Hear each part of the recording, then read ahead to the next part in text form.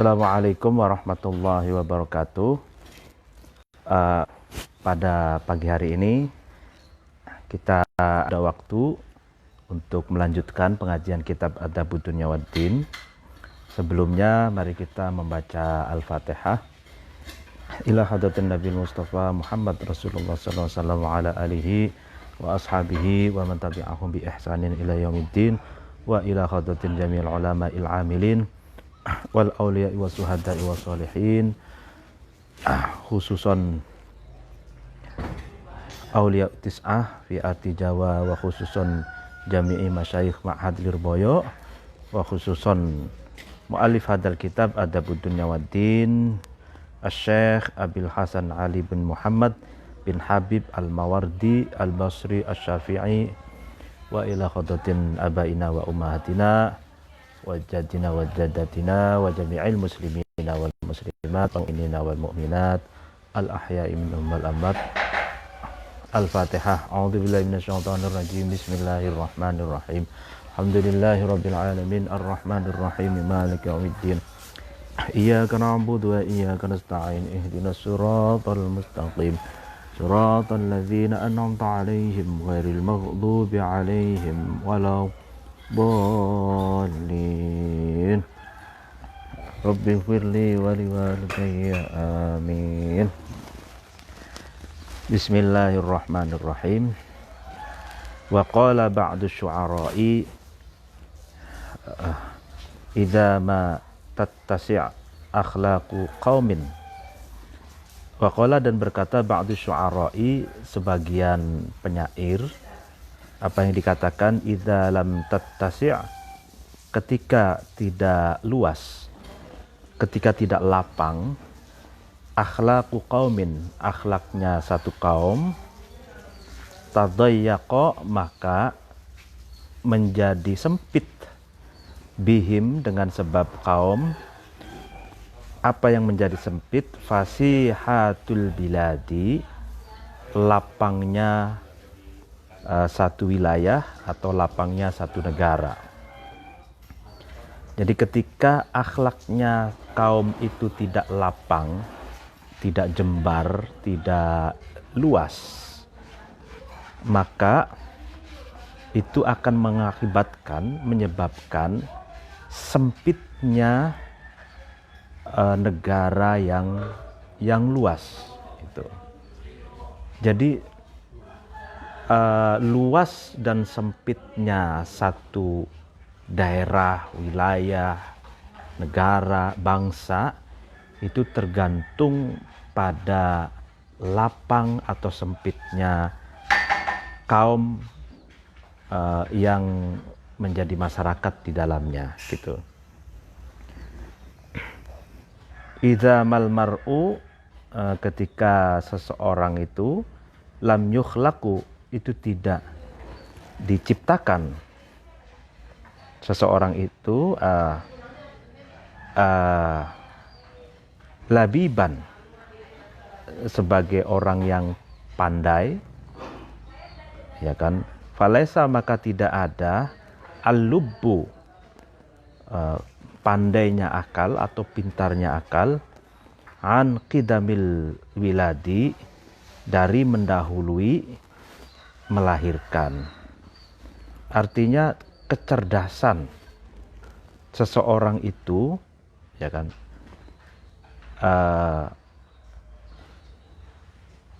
bukan diciptakan di saat seseorang itu lahir. Artinya bahwa semua orang itu dilahirkan tidak dalam keadaan pintar gitu.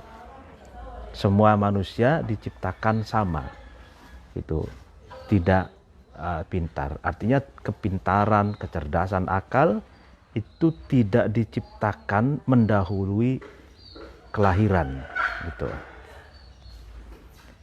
Jadi maksudnya apa? Bahwa labib,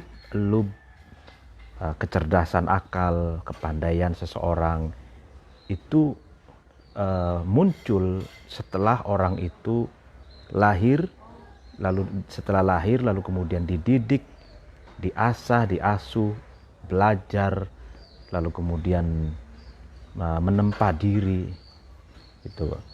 Nah, ditempa oleh gurunya, oleh keluarganya, oleh orang tuanya gitu. Jadi tidak ada orang lahir, begitu lahir sudah cerdas gitu. Ya kecuali mukjizat ya. Ya kan, kalau di antara mukjizatnya Nabi Musa itu kan masih kecil dia bisa menunjukkan kemukjizatannya misalkan. Nah kalau selain mukjizat ya, bahwa kecerdasan itu tidak diciptakan mendahului wiladah, tidak diciptakan mendahului kelahiran seseorang. Jadi makanya kecerdasan itu adalah sesuatu yang bisa diupayakan gitu. Kayak misalkan Albert Einstein, konon katanya dulunya autis, masih kecilnya itu autis, tidak fokus, lalu kemudian dengan kesabaran ibunya mendidik Albert Einstein dengan telaten, dengan penuh kesabaran, sehingga Albert Einstein menjadi seorang ilmuwan besar, saintis gitu. Jadi kecerdasan, kepintaran seseorang itu bisa diupayakan, atau istilahnya itu muktasab gitu, sesuatu yang bisa diraih melalui ikhtiar gitu. Nah, begitupun juga akhlak gitu. Akhlak itu bisa diupayakan karena akhlak itu adalah muktasab, sesuatu yang bisa diraih melalui pendidikan, melalui pembiasaan, melalui ikhtiar. Tuh. Nah, maksud dari akhlak satu kaum itu tidak luas, tidak lapang. Artinya akhlaknya itu sempit. Ya, orang yang akhlaknya sempit itu akhlak yang hatinya tidak lapang gitu kan. Pikirannya sempit gitu. Nah, itu mengakibatkan akhlak seseorang itu tidak lapang. Artinya ciri dari hati seseorang yang lapang, yang jembar, yang luas, itu dia menjadi seseorang yang pemaaf, menjadikan seseorang yang bisa mudah menerima kehadiran orang lain, menerima perbedaan, menerima berbagai persoalan secara jernih, tidak secara sempit. Kalau hati seseorang itu sempit, mudah menjadi seseorang pendendam, sulit untuk ikhlas gitu. Nah, dampaknya akan mengakibatkan negara yang luas itu terasa sempit gitu. Karena akhlak penduduknya itu sempit atau tidak lapang. Faida hasunat, maka ketika baik akhlakul insani, akhlaknya manusia, katsuro, maka banyak musafuhu, teman-temannya insan. Jadi manusia yang memiliki akhlak yang baik, maka secara otomatis dia akan memiliki banyak teman. Waqalla, dan sedikit mu'aduhu, musuh-musuhnya insan. Jadi memperbanyak teman, sedikit musuh kalau orang yang memiliki akhlak yang baik. Fatasahalat, kemudian menjadi mudah itu alaihi, atas insan, al-umuru, perkara-perkara, as-si'abu, yang sulit. Jadi orang yang memiliki akhlak yang baik itu perkara sulit itu dimudahkan gitu. Walata dan lembut, walata lembut lahu bagi insan al-qulubu hati-hati al-ghaddabu yang penuh amarah. Jadi orang yang memiliki akhlak yang baik itu akan dapat melembutkan hati orang yang sedang marah gitu. Jadi kalau ada orang marah, ada orang yang sarkas gitu, hadapilah dengan akhlak yang baik. Jangan ada orang marah lalu kemudian kita marah lagi. Itu sama saja dengan api kita ngasih minyak tanah gitu. Itu jadi semakin besar apinya. Nah, jadi orang yang akhlaknya baik itu kalau menghadapi orang yang marah, penuh dendam, amarah, maka hati-hati orang yang marah itu akan menjadi luluh gitu.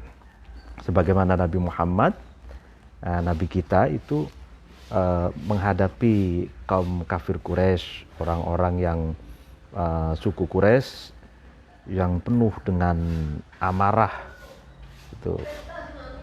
Nabi Muhammad menghadapinya dengan akhlak yang baik gitu. Sahabat Umar itu dulu al-qulub al-ghaddab, jadi hatinya penuh amarah, tapi dihadapi oleh Nabi, oleh kelembutan bahasa Al-Quran, keindahan bahasa Al-Quran, keindahan akhlaknya Nabi, sehingga Umar menjadi luluh, lalu kemudian menjadi pengikut setianya Nabi Muhammad. Wa qad ruwiya, dan sungguh diriwayatkan anin Nabi, dari Nabi sallallahu alaihi wasallam, annahu, sesungguhnya Nabi qala, Nabi berkata, apa yang dikatakan, husnul khuluqi, baiknya akhlak, wa husnul jiwari, dan baiknya tetangga, ya kan. Ya'murani, keduanya itu dapat meramaikan, dapat memakmurkan ad-diyara, terhadap wilayah, terhadap negara, bangsa. Wa yazidani, dan keduanya itu bisa menambah fil a'mari, di dalam umur-umurnya manusia. Jadi akhlak yang baik dan tetangga yang baik, dua ini dapat meramaikan, menjadikan wilayah, negara, bangsa itu subur makmur, loh jinawi, berjaya. Dan keduanya ini, akhlak yang baik dan tetangga yang baik ini juga bisa memperpanjang umur. Itu logikanya apa? Logikanya jelas, kalau tetangga kita semuanya baik, ya kan, akhlaknya baik, maka kita pun menjalani hidup itu tidak berat. Pikiran kita tenang, tidak galau, ya kan. Nah, sehingga pikiran kita tenang, menikmati hidup, sehingga kita tidak tidak terbebani pikiran kita. Karena menurut dokter sebagian penyebab akibat dari seseorang itu sakit itu karena dari beban pikiran. Nah, kalau pikiran kita tidak terbebani, enak, enjoy, lalu kemudian relax, betul-betul menikmati hidup karena tetangga kita baik, akhlaknya semua baik, maka pikiran kita sehat, lalu berdampak pula kepada umur kita, ya kan? Umur kita jadi bisa memanjang, bisa panjang. Waqala, dan berkata ba'dul hukama'i, sebagian bijak bestari, apa yang dikatakan, min sa'atil akhlaqi, ya kan, dari dari lapangnya akhlak atau luasnya akhlak, kunuzul arzaqi, terdapat gedong atau gudang rezeki gitu.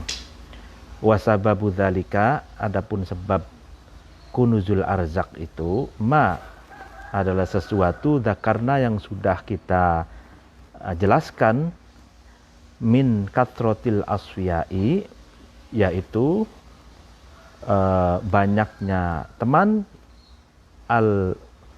al-mus'idina, yang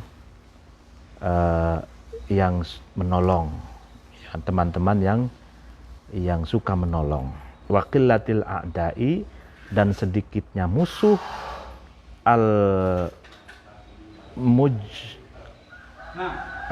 hafina, yang menganiaya atau yang membahayakan. Jadi sebagian bijak bestari mengatakan bahwa lapangnya akhlak, artinya lapangnya akhlak tuh hatinya lapang, bisa pemaaf menjadi pemaaf, lalu kemudian mau berbagi, tidak pendendam gitu ya. Ya baiklah, akhlak baik itu mengandung mengandung kunuzul arzak, gudangnya rezeki gitu. Jadi orang yang hatinya baik, akhlaknya baik, iya kan, akhlaknya baik itu sama seperti kunuzul arzak, gudangnya rezeki. Kenapa gudangnya rezeki? Karena orang yang akhlaknya baik itu memiliki banyak teman, memiliki banyak jaringan, networking, yang setiap saat teman-teman itu mau membantu, mau mengulurkan tangan, memberikan bantuan. Dan orang yang akhlaknya baik itu memiliki sedikit musuh gitu, musuh-musuh yang membahayakan, yaitu sedikit. Walidzalika, dan karena ya'murani diyar ini, ya kan, qala, berkata nabi sallallahu alaihi wasallam, apa yang dikatakan Nabi, ahabbukum, lebih mencintainya kamu sekalian, ya kan, ilayya, kepadaku, ahsanukum, adalah orang yang paling baik dari kamu sekalian, akhlakon, akhlaknya, al-muwatti'una, yang rendah hati, merendahkan, akanafan, terhadap hatinya atau terhadap dirinya. Artinya orang yang paling aku cintai, kata Nabi, adalah orang yang paling baik akhlaknya dari kamu sekalian, di mana mereka adalah orang yang rendah hati. Siapa mereka itu? Mereka itu adalah alladzina, mereka atau orang-orang ya'lafuna, yang rukun, yang menyayangi orang lain, ya kan, wayu'lafuna, dan disayangi orang lain. Artinya orang yang paling aku cintai adalah orang yang paling baik akhlaknya. Mereka itu, ciri-ciri orangnya itu adalah mereka yang menyayangi orang lain, dan dia pun disayangi oleh orang yang lain. Nah, ini di dalam sarahnya ini, ya kan, alladzina ya'lafuna bi fathil lami, ya'lafun, wa yu'lafuna bi sighatil majhuli, artinya disayangi gitu ya. ayya'lafunan nas wan nasu ya'lafunahum. Ya kan, wadzalika li husni akhlaqihim wa suhulati tibaihim wa diya'i qulubihim wa safa'i sudurihim. Artinya mereka menyayangi yang lain, dia menyayangi orang lain, dan orang lain pun menyayangi dia. Gitu. Karena apa? Karena akhlaknya baik, perangainya, tabiatnya baik, gitu. Hatinya bersih, gitu kan. Nah, jadi saling menyayangi. Kalau kita menyayangi orang, kita pun pasti akan disayangi oleh orang lain, gitu.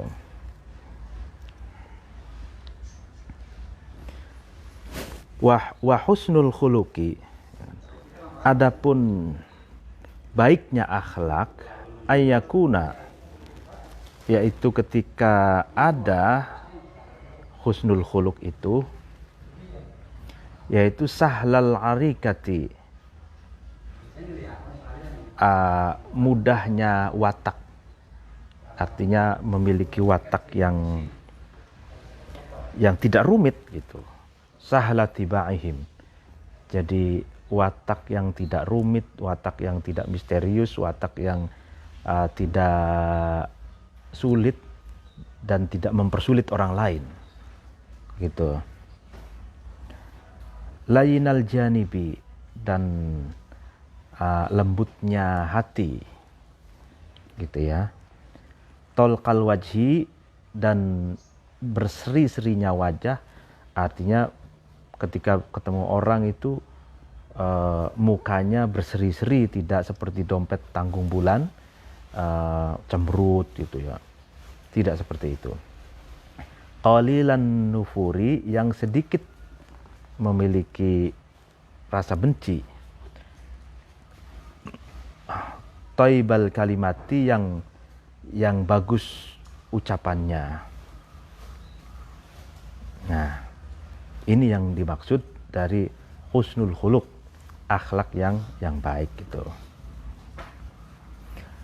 Waqad bayyana, dan sungguh menjelaskan Rasulullah sallallahu alaihi wasallam hadhil awsafi, terhadap inilah sifat-sifat yang sudah dijelaskan tadi itu, watak yang mudah dan mempermudah orang lain, hati yang lembut, muka yang berseri-seri, memiliki sedikit kebencian, artinya tidak mudah benci, dan tutur kata yang sopan santun dan baik, bagus. Ini sudah disebutkan katanya di dalam satu hadis yang sudah dikatakan oleh Rasulullah. Faqala, kemudian Rasulullah berkata, ahlul jannati. Nah ini, ahlul jannati, ahli sorga itu adalah kullu hayyinin, ya kan, setiap orang yang meringankan, orang yang ringan, artinya ringan, hayyin ini orang yang mudah, ringan, menolong orang lain, gitu. Ketika ada orang lain ingin meminta pertolongan, dia dengan mudah dia memberikan pertolongan, gitu. Dia kalau misalkan diundang tetangganya untuk satu pernikahan atau untuk satu kebutuhan, dia mudah melangkahkan kakinya ke tetangga, gitu. Dia mudah memberi pertolongan. Layinin, yang lembut hatinya. Nah, ini ciri-ciri ahli sorga ya. Sahlin, yang wataknya itu mudah, artinya mudah dan mempermudah orang lain, tidak mempersulit orang lain, dan dia sendiri adalah orang yang mudah memaafkan, gitu, tidak mempersulit, itu tidak pendendam, gitu ya. Tolkin, yang uh, mukanya itu berseri-seri ketika ketemu orang gitu. Nah itu ciri-ciri ahli sorga gitu. Walima dan sesuatu zakarna yang sudah kami jelaskan min hadhil awsafi, dari inilah sifat-sifat yang sudah dijelaskan. Hududun, ya kan, itu ada batasan, muqaddaratun yang ditetapkan, wa mawadi'un dan tempat-tempat mustahiqqatun yang memiliki hak gitu ya, yang berhak tuh. Jadi sifat-sifat yang baik tadi itu ada batasannya dan ada tempat-tempatnya gitu ya. Kama qala, sebagaimana berkata asy-syairu, penyair, asfu wa akdaru ahyanan limukhtabari wa laysa mustahsanan sofun bila kadari. Asfu, bersih kan? Atau aku bening, bersih, bening, wa akdaru, dan aku kotor atau keruh, ahyanan, di satu masa, limukhtabari, karena sesuatu yang menguji terhadapku, ya kan. Walaysa, dan tidak ada, mustahsanan, sesuatu yang diperbaiki, sofun, bening, bila kadarin, dengan tanpa kotoran, dengan tanpa kekeruhan. Artinya aku ini, katanya, kadang bening, kadang bersih, kadang keruh. Di satu waktu bening, bersih, di satu waktu yang lain keruh. Seperti itu. Karena ada sesuatu yang mengujiku gitu.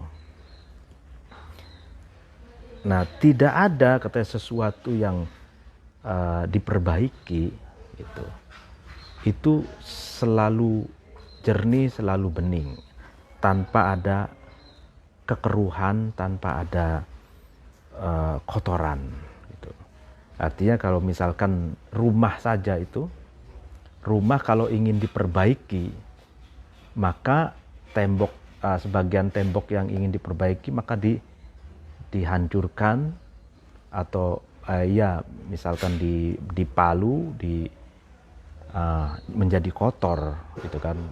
Tapi itu kan dalam rangka untuk memperbaiki gitu. Jadi manusia pun demikian. Manusia itu diuji gitu. Kadang hidupnya normal, kadang hidupnya tidak normal, kadang hidupnya setengah normal, dan saat ini umat manusia sedang diuji, ya kan. Ada kadar di sini, ada kekeruhan, ada ya kekeruhan berupa apa? Corona, gitu kan. Jadi berapa lama kita hidup dengan normal-normal saja, lalu sekarang ini diuji oleh Allah, ada corona. Tapi ini kalau kita kaitkan dengan syair ini, kekeruhan ini adalah dalam rangka untuk memperbaiki gitu.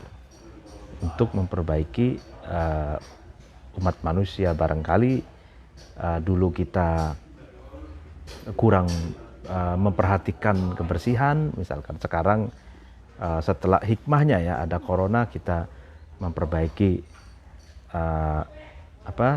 mempedulikan kebersihan, mempedulikan cuci tangan, mempedulikan pernapasan kita dari polusi, dari debu, pakai masker dan lain sebagainya. Itu dalam rangka mustahsanan, memperbaiki.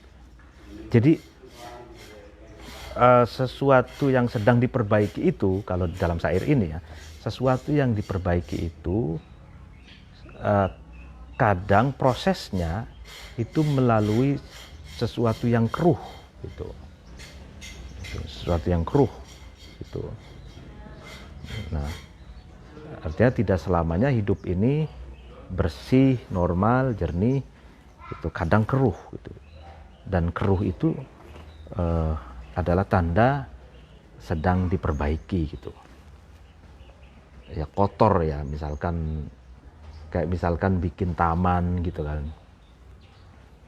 Bikin taman itu kan misalkan harus dipacul dulu, dicangkul dulu tanahnya, lalu kemudian ada yang dibuang tanahnya, ada yang harus ya awalnya ketika membuat taman misalkan itu kan seperti porak-poranda, seperti tidak karu-karuan gitu, dalam rangka untuk memperbaiki, proses memperbaiki gitu ya. Nah lalu kemudian pelan-pelan tahu-tahu terbentuk menjadi taman gitu kan gitu. Begitupun membuat apa saja sesuatu yang ingin diproduksi pun seperti itu. Di prosesnya melalui proses yang kadang ada yang kotor, keruh gitu ya. Walaysa, dan tidak ya kan, Pak penyair ini, syair ini tidak yuridu menghendaki bil kadari itu dengan kotoran, dengan kekeruhan itu, al bada'a terhadap ucapan yang kotor, wasyara satal khuluki, dan buruknya akhlak, ya kan. Jadi keruh yang dimaksud di dalam syair tadi itu bukan yang dimaksud berupa ucapan yang kotor dan akhlak yang buruk, bukan katanya. Fa inna dzalika, maka sesungguhnya bada'a dan rosa satal khuluq itu damun itu tercela, la yustahsanu itu yang tidak bisa diperbaiki itu, wa aibun, dan aib la yurdo yang tidak bisa diridhoi. Wa inna ma yuridu, akan tapi asyair, penyair itu menghendaki al-kaffa terhadap mencegah, wal inqibado, dan menjaga diri ya kan, fi maudu'in, di dalam satu tempat, yula amu yang dicela, fihi yulamu yang dicela, fihi di dalam maudi, al musaidu orang yang menolong, wa yudhamu, dan dicela, fihi di dalam maudi, al muwafiqu orang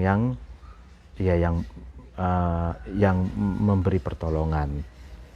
Ya artinya maksud dari keruh tadi itu adalah sikap menjaga diri, menahan diri, ya kan, menahan diri untuk tidak terperosok pada tempat-tempat yang dicela oleh orang-orang yang mau menolong, gitu loh. Artinya sesuatu yang manis tapi sebenarnya racun, ya kan, maka ya kita harus menjaga diri agar jangan meminum racun itu meskipun manis gitu, ya kan. Nah meminum sesuatu yang manis tapi racun itu kan akan membahayakan diri kita, tapi seakan-akan kita tersiksa gitu, menyiksa diri kita karena kita tidak bisa meminum sesuatu yang manis itu, padahal tujuannya adalah baik untuk kita. Sebagaimana misalkan terasa keruh juga ketika orang belajar ya kan? Belajar al-musa'id itu, orang yang menolong itu guru lah ya, guru, atau al-muwafiq itu orang yang mau menolong, ini guru terhadap murid. Nah murid ini misalkan ingin main, dicegah oleh gurunya agar baca buku, agar belajar gitu, mencegah diri untuk tidak main, waktunya untuk untuk belajar. Nah, itulah yang dimaksud dari qadar. Itu keruh, sepertinya kita tersiksa, tapi itu mencegah diri dari sesuatu yang dibenci oleh orang yang menolong kita gitu. Jadi murid itu menahan diri untuk tidak melakukan hal-hal yang dicela oleh gurunya gitu.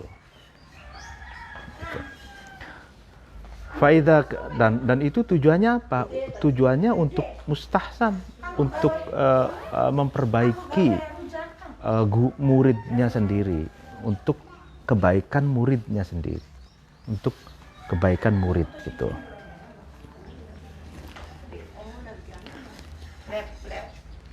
Faida kanat, maka ketika ada lima hasinil akhlaki, bagi orang-orang yang memiliki akhlak yang baik, hududun, ada batasan, muqaddaratun, yang pasti, wa mawadi'un, dan tempat-tempat, mustahiqatun, yang berhak.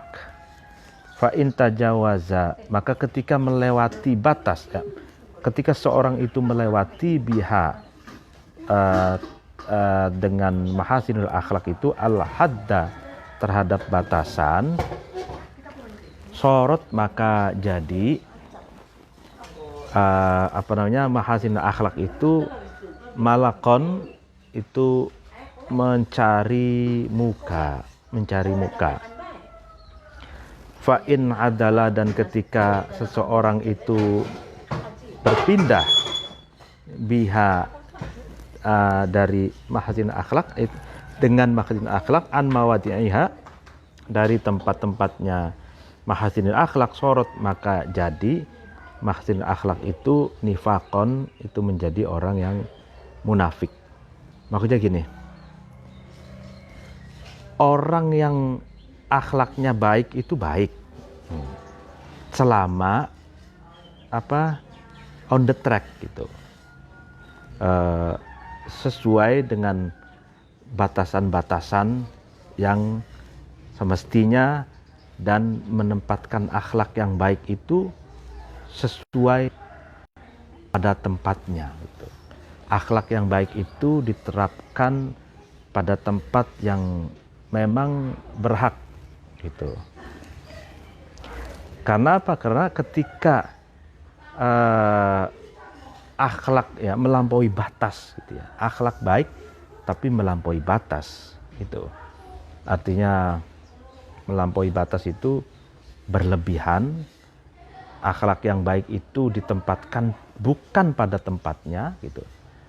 Maka itu bisa menjadi seseorang yang mencari muka gitu. Artinya gini, mencari muka itu kan kayak misalkan di kantor. Ya, di kantor itu ada bos, ada karyawan, misalkan ada staf. Gitu kan, dan staf itu kan banyak gitu. Nah, ini staf ini atau anak buah ya, atau karyawan, dia berakhlak baik di hadapan bosnya gitu kan, tapi menempatkan akhlak itu tidak pada tempatnya, itu melampaui batas gitu. Nah, itu termasuk orang yang sedang mencari muka. Ya kan, ada orang yang di hadapan bosnya dia baik sekali, kebaikannya, akhlaknya itu kebaikannya melampaui batas, dan itu tujuannya biasanya mencari muka, dan itu biasanya merugikan teman sekantornya, teman-teman yang lainnya gitu. Dia mencari muka gitu. Nah, atau kalau orang yang akhlaknya baik tapi tidak pada tempatnya pula. Misalkan dia baik di depan saja, di depan orang itu, tapi kalau orang itu tidak ada, dia akan berkata yang berbeda. Itu namanya orang yang memiliki dua muka. Itu munafik, jatuhnya menjadi orang yang munafik gitu. Nah, ada yang berpendapat kenapa surat Al-Munafiqun itu lebih panjang daripada surat Al-Kafirun. Karena orang munafik itu pertama jauh lebih banyak, ya kan. Yang kedua, menghadapi orang munafik itu sulit mendeteksi orang yang munafik gitu. Orang yang memiliki muka dua itu sulit, dan orang ini licik kadang, ya kan, di depan baik, di belakang buruk, atau menggunjing atau memperburuk orang tersebut gitu ya. Nah, jadi akhlak yang baik itu bagi orang munafik itu akhlak yang sandiwara saja, pura-pura gitu, pura-pura, tidak tulus gitu. Wal malaku, adapun orang yang mencari muka gitu ya. Mencari muka itu bahasa ininya ya penjilat gitu ya. Zulun itu hina. Ya, wan nifaku, adapun kemunafikan itu lu'umun, tercela gitu. Walaysa, dan tidak ada liman bagi seorang wasama yang ya wusima ya,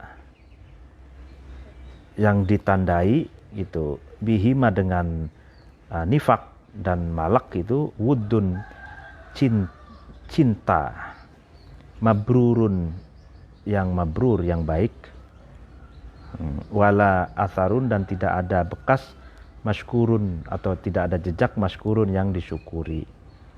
Artinya kalau orang sudah dicap sebagai orang yang munafik, orang yang punya dua muka, orang yang penjilat, mencari muka, nah itu dia tidak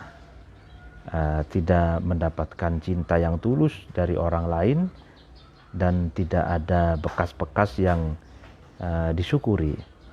Wa qad rawa, dan sungguh meriwayatkan Hakim an Jabir bin Abdillahi, dari Jabir bin Abdillah, qala, Hakim berkata Rasulullah sallallahu alaihi wasallam,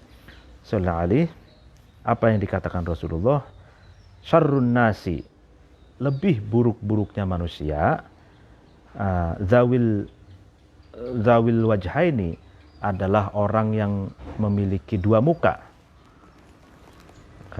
muka dua gitu. Alladzi, yaitu orang, ya'ti, yang datang, alladzi ini, seseorang ini, haulai, terhadap satu kaum, biwajhin, dengan satu muka, wa haulai, dan seseorang itu datang terhadap kaum yang lain, biwajhin, dengan muka yang berbeda. Nah, dengan muka yang lain. Nah, di dalam syarahnya ini dikatakan fayakunu inda nasin bikalamin wa inda a'daihim bididdihi wa dzalika minas sa'i fil ardi bil fasadi. Ya kan, wa qala al-Qurtubi inna makana dzul wajhaini syarrun nasi li anna halahu halul munafiq idh huwa mutamalliq bil batil wa bil kadzib yadkhulu bainan nas al fasad. Jadi orang yang memiliki dua muka itu di hadapan manusia berkata A, di hadapan musuhnya manusia itu dia berkata B, atau berkata yang berlawanan dengan perkataan dia terhadap manusia yang lain. Nah, inilah manusia yang munafik gitu. Jadi misalkan ada dua golongan yang sedang berseru gitu ya.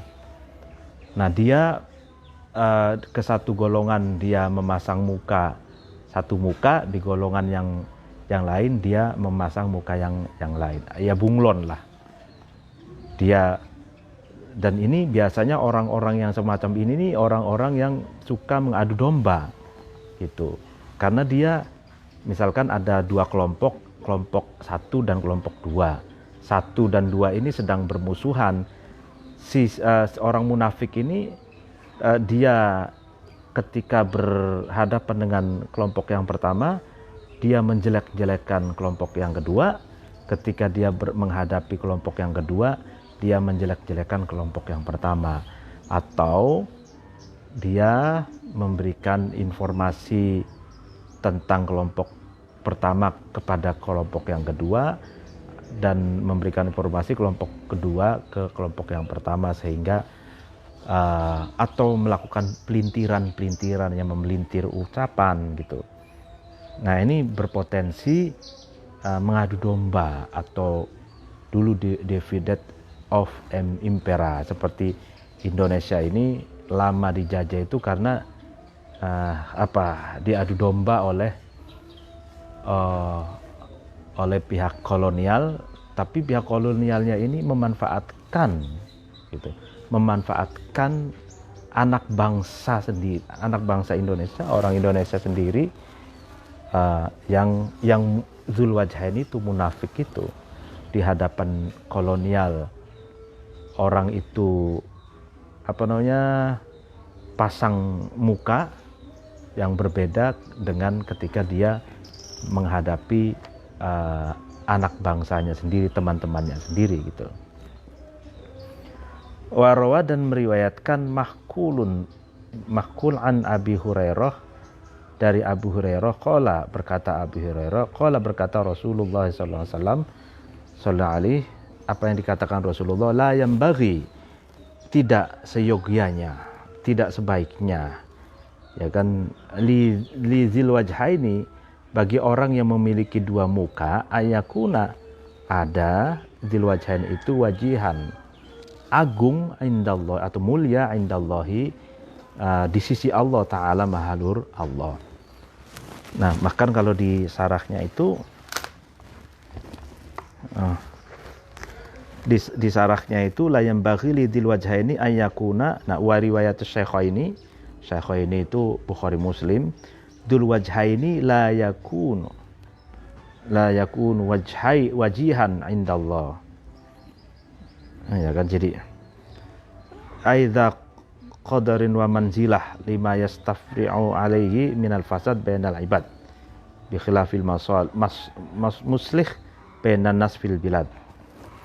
Jadi di sini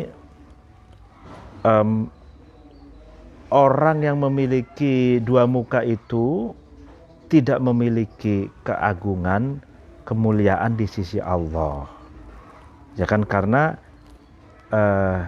atau tidak memiliki tempat di sisi Allah, karena dia merusak di antara hamba-hambanya, ya kan, berbeda dengan al-muslih bainan nas fil bilad, berbeda dengan orang yang suka merekonsiliasi, suka berdamai, mendamaikan di antara manusia di satu negara gitu.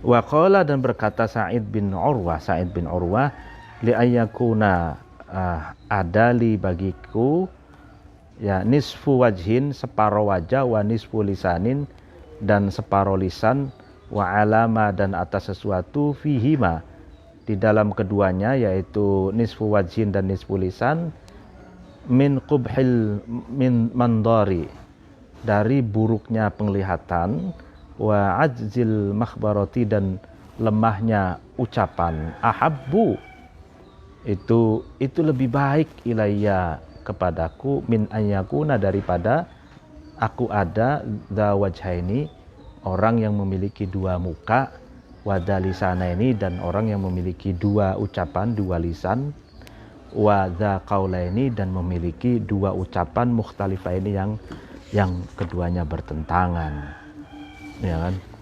Nah, ya, artinya orang yang separuh wajah itu maksudnya orang yang buruk penglihatannya gitu kan, atau dan lisanin sedikit lisan, sebagian lisan itu maksudnya orang yang tidak pandai berkata-kata gitu. Itu lebih baik katanya daripada orang yang memiliki dua muka, orang yang memiliki dua mulut.